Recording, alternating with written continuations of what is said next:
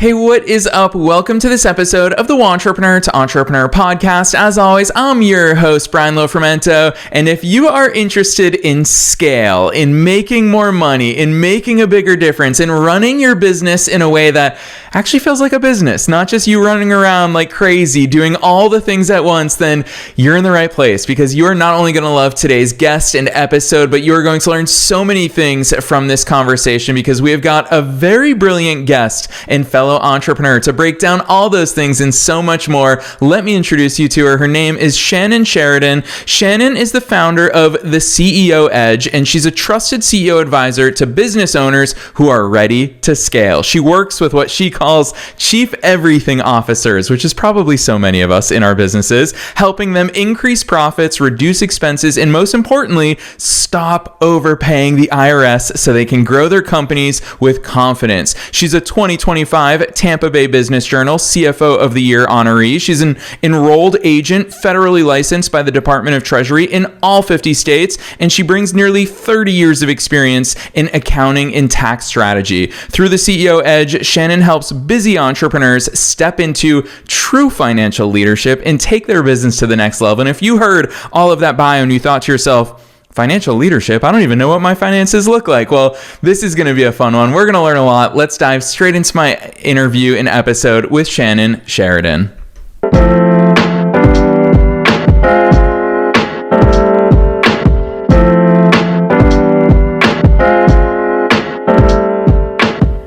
All right, Shannon, I am so very excited that you're here with us. First things first, welcome to the show. Thank you. It's a pleasure to be here, and thank you for having me on. Heck yes. Shannon, you know better than listeners do just how long we've been trying to line up this podcast and how excited I've been to have you on the show, because you have so much knowledge and expertise that I would actually argue applies to every single person tuning into today, myself included. So Shannon, before we dive into that stuff and geek out about all things scale and growth, let's start with you. Take us beyond the bio. Who's Shannon? How'd you start doing all these cool things? So I would say I started in 1997, and in the 1900s, I started doing taxes, and I was very young, and people were listening to me, and that was very exciting to me. It was on a subject that people don't know a lot about, called taxes. And so I started doing tax preparation, and then I worked for several CPAs, and I loved the smaller businesses. I got to see the whole picture. I went on to pursue my master's in accounting, and then became an enrolled agent, and the rest is history. I have been doing it for so long. I've worked on tens of thousands of tax returns, and what I find is most businesses need the same things. It's, scaling their business, putting operations in place, HR, and the financial aspect. If you don't know where your finances are going, you're going to be bleeding money.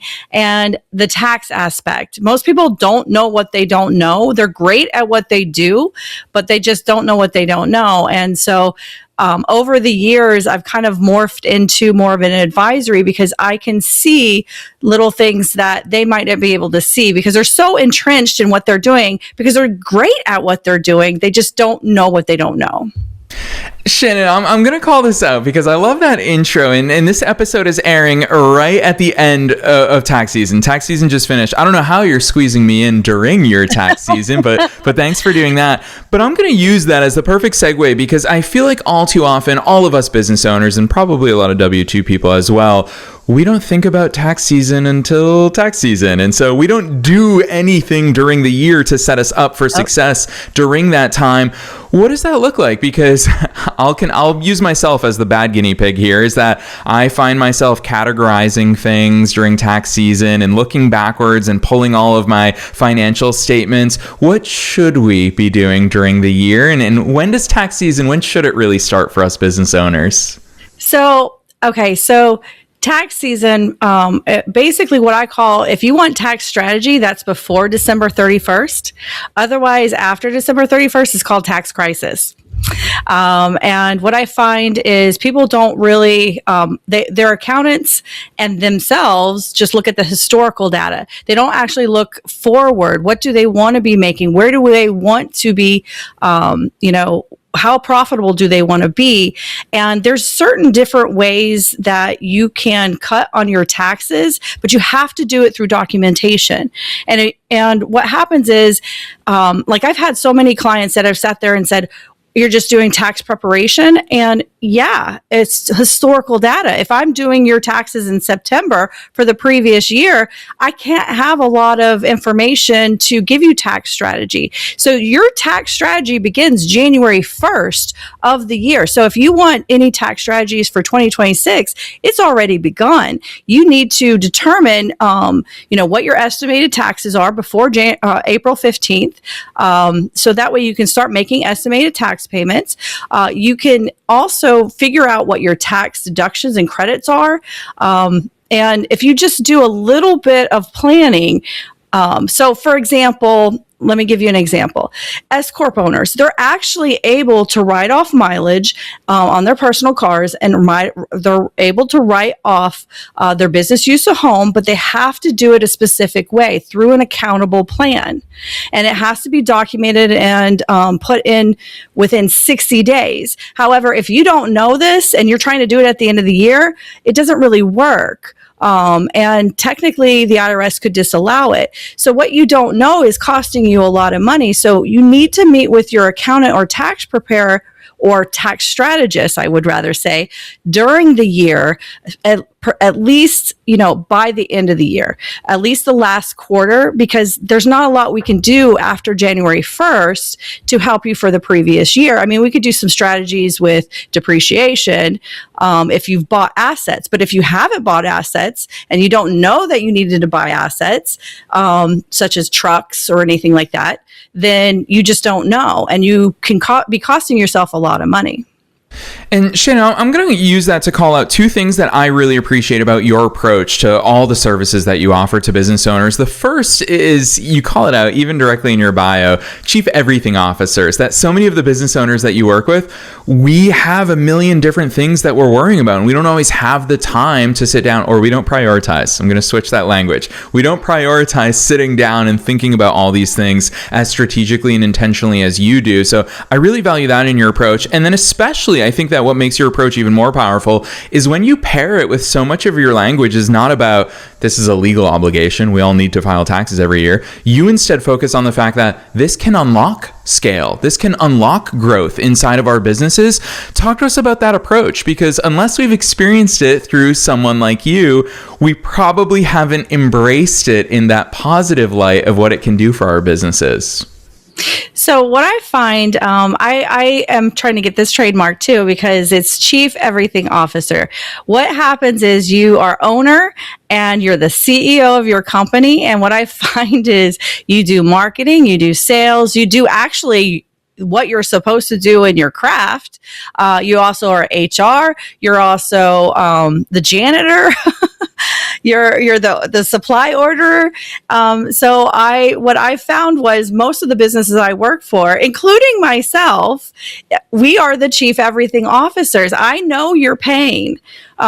You feel like you're being pulled in so many different directions. Even if you have prioritization, you still got to answer that phone call. You still have a possible client that needs your attention right now, or you might have an employee that there's an issue with, you have to deal with. So you're getting pulled in so many different directions. And so what I find, if I'll go into a business, and every single business is different. It's based on their goals, based on who they are as a business owner, because a lot of times the Chief Everything Officer, that is who that business is. And so I try to get it out of their head so that way they can grow and scale, because if they're trying to do everything themselves, they can't grow and scale. So I try to get them out of the Chief Everything Officer so they can actually be owner of the company. And a lot of times you'll also find that people don't want to give up control. So if they don't leverage enough and they don't have someone telling them that they need to leverage, or they're hiring the wrong people. Because I will say, one of the biggest issues is hiring the wrong people and not vetting them properly, not putting them on onboarding process to give them success. A lot of owners will just assume they know what to do, and then they just tell them to go do it. And when they don't do it the way they want it to do, they're setting themselves up for failure, and then it creates this bad culture. So there's so much different things that involves a business, is not just taxes, not just finances, but it involves a lot of people. It involves the clients. It involves getting all the everything out of their head and put it on paper, so that way they can duplicate themselves down the road and be more efficient. And so they just don't know what they don't know. And when you're very, very small and it is just you, everything is fine. But when you get to the point of scaling, when you get to the point of wanting to hit that 1 million, 2 million, 5 million, 10 million, even 100 million, you get what I call new levels, new devils. So you have to constantly upgrade your systems. And so having someone like me that can come in, that I've seen it all, I can help you through that whole process. And sticking on that theme, I really appreciate that. Only one guest in 1,400 plus episodes ever brought on that same new level, new devil comment. And it's something I wish I heard so much earlier on in my entrepreneurial journey, Shannon. And I think that that's really valuable, because oftentimes we worry about the path ahead, but the truth is we can't even envision it because we've never experienced it before. Every level of business is so differently. And that's why I really enjoy talking to business strategists and advisors such as yourself, for the reason that I think your vantage point is also important. Not only do you have a ton of experience, but I love that concept of you can't read the label from inside the jar. And all of us are inside the jars of our business. It's really hard for us to see things that you can walk into and say, holy cow, Brian, how do you not, like, this is so blatantly obvious to someone who's looking from the inside out.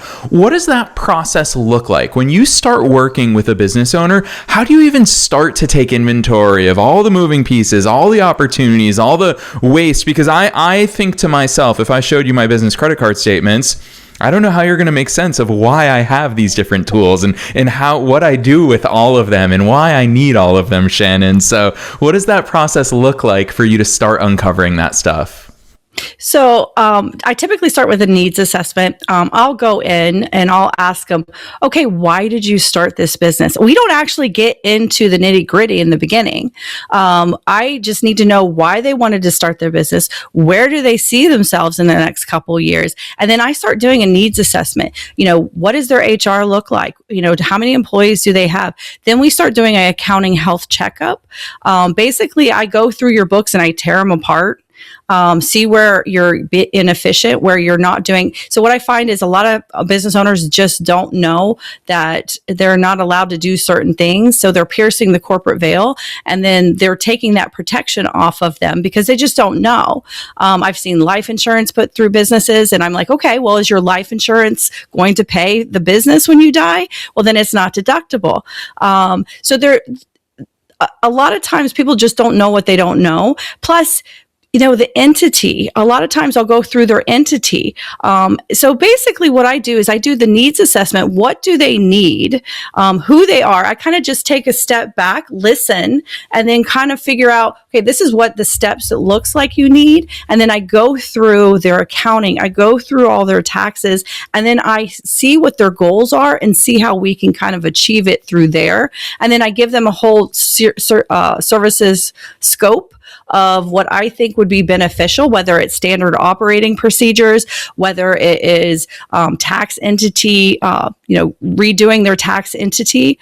They may need to be a C-Corp. They may need to be an S-Corp. Or, they may be, and I've met people who are doing it in their social security number. And I'm like, you're not even a limited liability company, so I can't even switch you over to an S-Corp at the time when it needs to be done. And it's just people are so excited. I guess it's the ready, fire, aim rather than ready, aim, fire. And what I find is they pull that trigger a little too soon, and because they just don't know. They're super excited and passionate about what they do, and that gets you started. However, it can cost you a lot of money down the road. Yeah, and speaking of that timeline, I'm so grateful that you're calling out timeline of considerations for all of us, because I'll never forget what it felt like to be a 19-year-old so eager to start my first company. And Shannon, it's funny because that was all the way back in 2008. I was a freshman in college going into my sophomore year, and I prepared this incredible business plan, which these days, holy cow, I just have ChatGPT help me with it. I thought to open a business checking account, I would need to present to the bank my business and my business plan and all of these things. I thought that it was so hard to get these things set up. Of course, the bank was very happy to open a business account for me at the time, and it was way easier than I thought, but that opened me up to a whole world of business entity. That was the first time a banker had asked me, what are you? Are you an LLC? Are you a sole proprietor? And I just went with sole proprietor because truly I didn't have any other structure whatsoever. And then all those things that they were asking me, Shannon, it felt enterprise level was the term that I used in my head. I was like, oh, those questions aren't for me. Why would I be a C-Corp? Why would I be an S-Corp? I'm a one dude. I'm just a college kid. And so I think that we defer a lot of those things because we don't understand how early on in the process they're actually relevant. And I'll never forget my first six-figure year where someone said, gosh, if you make over, $85,000, I think is what the person told me at the time. This is all the way back in 2010. When they said, oh yeah, if you were an S-Corp, you would have saved this much in taxes. When should we start thinking about those things? Because I think I believed that happens at the $1 million range, and a lot of newer entrepreneurs probably think, Shannon, I don't need to ask these questions, and two, I can't afford a specialist such as yourself. But what's the reality about when we should start thinking about this stuff? So if you're like a solo entrepreneur and you're just starting out, typically what I tell people is when you are going to pay yourself a salary, is when you want to think about taking your LLC to an S corporation. The reason is because you save in self-employment tax. You get hit with two types of tax when you're a sole proprietorship and you're doing everything as an LLC or even in your social security number. You get hit with income tax, whatever your tax bracket is. And you also get hit with self-employment tax, which is basically a FICA tax that you would get on payroll, and you have to match it. And usually that's 7.65% times 2.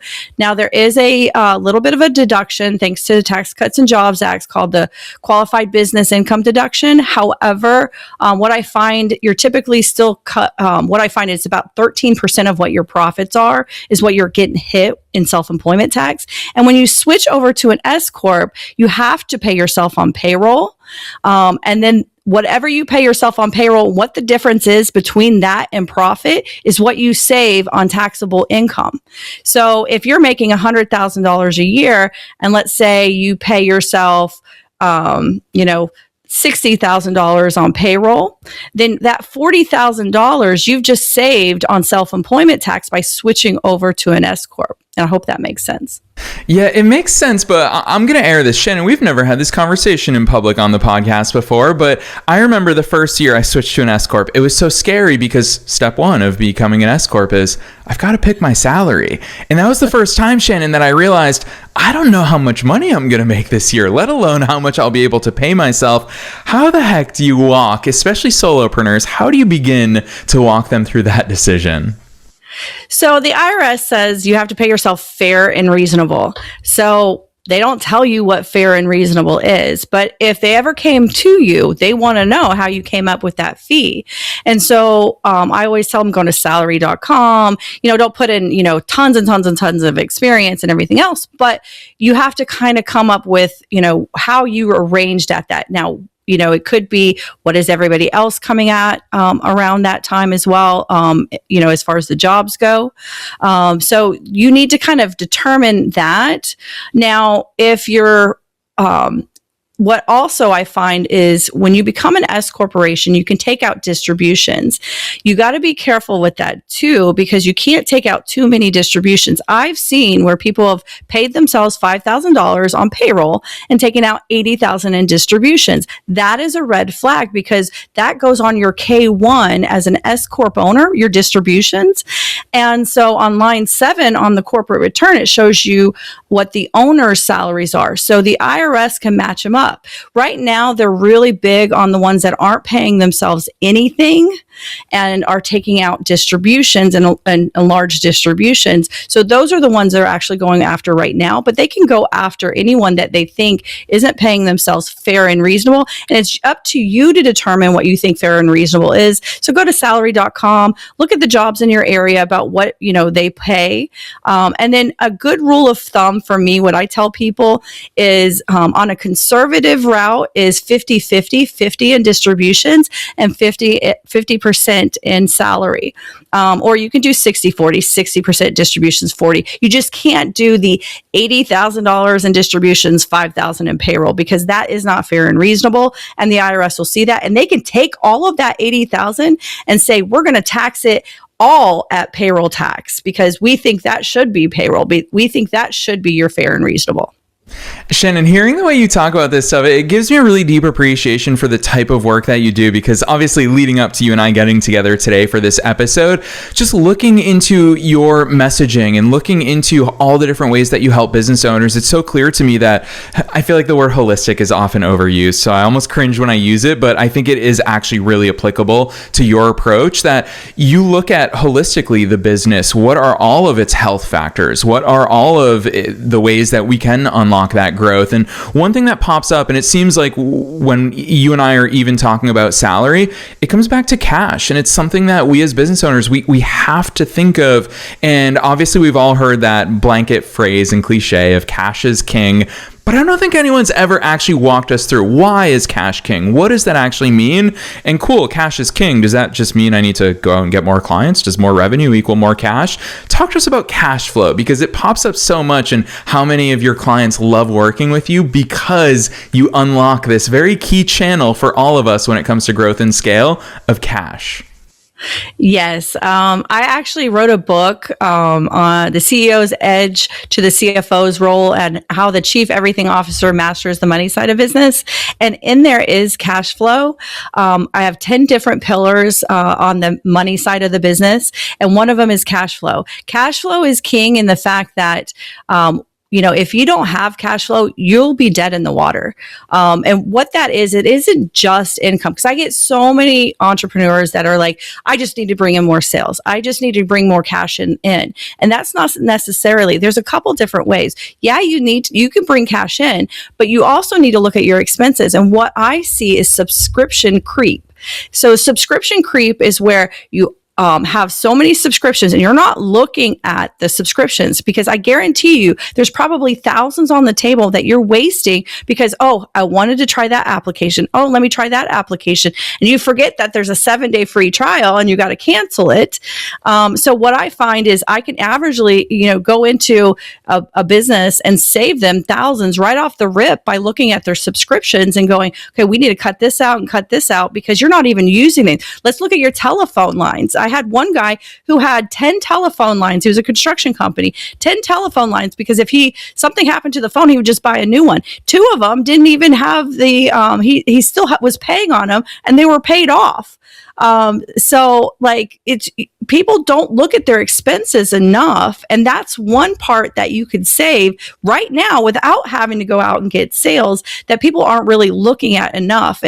And the biggest one I see, like I said, is subscriptions. Also, another one is vendors. If you have, especially in construction companies or in, dental offices, if you have vendors that you're getting supplies from, you need to negotiate, especially if you're doing large amounts, you can negotiate with those vendors. And a lot of times, if you don't ask, the answer is always no. So just by asking, you might be able to get that nice little discount. So we go in and kind of look at the expenses to see if we can start saving money off the bat. It's called spend management. And we'll just look right off the bat to see if there's any way we can cut the costs and then go in and look at ways to increase the profits. Another one is insurance. Insurance goes up. You can actually start shopping around, but you kind of keep, because as chief everything officers, we get really, really busy. So we don't start looking at, can we get a better price? So by us coming in going, okay, let's look at this, it gives more of an eye opening to the entrepreneur of where their cash is going. And if you pull your cash flow statement, it'll put the profit and loss and the balance sheet together. So what happens is I have a lot of clients that go, how am I paying that on taxes? That money is not in the bank. That whatever is on the profit and loss, that's not in the bank. Well, it's also the balance sheet. So your cash flow, you might have loans, you have credit cards, you might have a fleet of trucks, or you're taking out too much in distributions. So it's a mixture of your profit and loss and your balance sheet that creates your cash flow. Hearing you say that, Shannon, it's always fun to be able to bring real life reader feedback or listener feedback into these conversations. And this has been a bit of a surprising topic that we've been hearing from listeners a lot more here in 2026. And I don't know if people are pushing this more, if Stripe is leading the way here. Maybe you already know where I'm going with it, but so many business owners get notifications from Stripe saying, hey, we'll give you, $40,000 in cash. You only have to pay back $8,000 and we'll just take it out from your future payments. Or the SBA is pushing so many SBA loans. What's your guidance and advice for business owners who do realize that cash can unlock scale and growth, but are maybe either a little hesitant or maybe a little overeager in taking those cash options out? So it's a mixture with cash flow. And in the book, I kind of talk about this too. You do also want a line of credit. You do want to be able to have, because so in a lot of businesses, they have seasonal, especially in construction, especially in trades. It'll be a seasonal business, landscaping, pools, things like that. So AC companies, they need to have a backup plan because you have higher cash in some months and lower cash in others. There's also another way I suggest is doing different bank accounts. So there's a method called Profit First. You have to be really careful because sometimes you can get too many bank accounts, but it's similar to if you're familiar with Dave Ramsey and he has the envelope systems. Basically what it is, it's the envelope systems for businesses where they have different bank accounts. So you basically have one for taxes. So you just set aside money for taxes, and estimated tax payments. So you don't have a big surprise at the end of the year. You also have one where you can set aside for equipment or unexpected solvency kind of accounts. I had one client, he went ahead and he just started putting a little bit away each week based on his profits. You can start off at 1%. Everybody can start off at 1% and then start building it up to 10 to 15% of what your profits are. And then what I found, he started heeding my advice and starting doing that. And now he's actually using that account to fund other properties.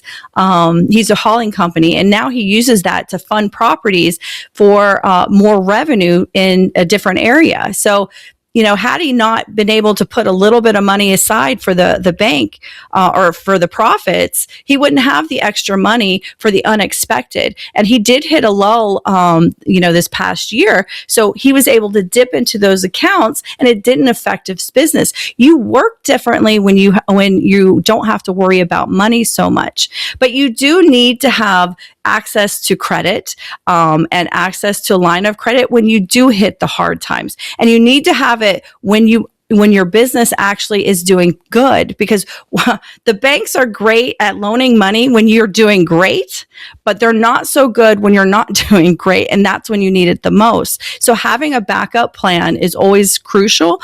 So you can fall back, because look what happened with COVID. Nobody was prepared for that. And so having a cushion, 3 to 6 months, preferably you want to start with 3, because most businesses are 1 month away from being out of business. So trying to actually start putting a little bit of money for your break even point. And what that is all of your operating expenses to just be able to break even. So before you make profit. So if you can put about 3 months to start aside, then you're already better than most of the entrepreneurs and businesses out there that only have 1 month, or even worse, that they don't have any backup plan because they just spend because they expect, oh, well, I just got to get more sales. Shannon, so well said. I'm so grateful for your insights and your advice in all of those domains. I'm just going to call this out for all of us listening to you here today. We're so grateful to listen to you, but I think that we're all going to hear ourselves in different parts of your stories and advice. And that's why I think that it's so great to be able to have these conversations out in the open for entrepreneurs at all levels. And that leads me into my final question, which is super broad. And I'm so excited to see which direction you take it in. And that is, what's your best piece of advice for listeners, knowing that we're being listened to by both entrepreneurs and entrepreneurs at all different stages of their own growth journeys, and knowing that you very much are one of us, you're a fellow entrepreneur. What's that one thing you want to leave them with today? I would just say, don't be afraid to ask. Don't be afraid to ask your accountant, your tax preparer, before the end of the year, how to save on taxes, how to grow your business, how to become more profitable, how to cut your expenses. Start thinking more of being a entrepreneur and a CEO rather than a chief everything officer and just doing your craft. Because a lot of what I find is a lot of people put their head in the sand and they don't really want to deal with the IRS. They don't want to deal with anything like that. But if you don't ask, the answer is always no. And what you don't know could be costing you a lot of money. So basically, don't be afraid to put yourself out there. Don't be afraid to ask your accountant, your tax preparer, your business advisor, how can I grow? How can I scale? And what is my benchmark to be able to do that? What are the other companies out there that are in my field? How are they doing it? So basically, as entrepreneurs, we're all taking risks. We are the risk takers. You either work for someone who takes risk or you're the one who takes the risks. And don't be afraid to take a little bit of risk by just asking, because you could be saving a lot more money if you just ask the right questions. And I think a lot of people are afraid to even talk about taxes and talk to their accountant of how they could actually improve upon where they're at now. Yes. Oh, I love that piece of advice, because I will call this out for every single listener today. As the host of this show, I know how few people in any podcast audience or any YouTube channel audience or any audience, even at a conference, how few people actually are those go-getters. The ones that say, you know what, Brian and Shannon are actual real life people who clearly love what they do. Let me actually reach out to them. Let me initiate a conversation. And way too few people, less than 1%, actually take that action. So Shannon, you're making my job easy today, because that's a natural segue for me to ask you, for listeners who do want to have a conversation with you or go deeper into all these amazing things that you're doing, or find your book, lots of good stuff that you put into the world, drop those links on us. Where should listeners go from here? Okay. So my website is ceoedge.org. I have basically, you can buy my book on Amazon. You can buy it on, I think there's 15 different platforms, Barnes and Noble and everything. It's published. I also have a course on the 10 pillars. So you could, if you wanted, you didn't have the time to talk to your accountant, you didn't have the money, you didn't have the resources there. I have a do-it-yourself kind of course on all the pillars, how to look at accurate books. I have in the course, I show you how to read your financial statements, because a lot of times your accountant will just send it to you, but they actually don't go over it with you, or worse, you don't even look at it. And then, cash flow, internal controls, succession planning, taxes, meetings, all this stuff is in the book, and I've turned it into an online course as well. People can also reach out to me for a free strategy session on my website. And they can find me on LinkedIn and Facebook and Instagram, and I have YouTube channel. And they can call me 727-222-3435. I'm available, and I love helping businesses because I've seen it all. I've helped a lot of thousands of business owners, and it's exciting to help them see what they don't know, so that they can grow and scale. Yes, listeners, how is that for accessibility? I don't care where you are in your business journey. Shannon is putting out some incredible things for all of us business owners, even for you entrepreneurs out there, between her book, between her online course, between if you have a company and you want to have a conversation with her. No matter where you're at, there is something accessible in Shannon's ecosystem for you to start taking this stuff seriously so that you can actually start growing. That's the point of all of this stuff. Shannon, as much as she loves finance and how much you heard her talk about all that stuff today, it is so clear to me as somebody who studied her work leading up to today's conversation, what she really loves is business growth and unlocking that for so many people so it complements your life as well. So you already know we're dropping all those links down below in the show notes, no matter where it is that you're tuning into today's episode. Otherwise, Shannon, on behalf of myself and all the listeners worldwide, thanks so much for coming on the show today. Thanks for having me, Brian.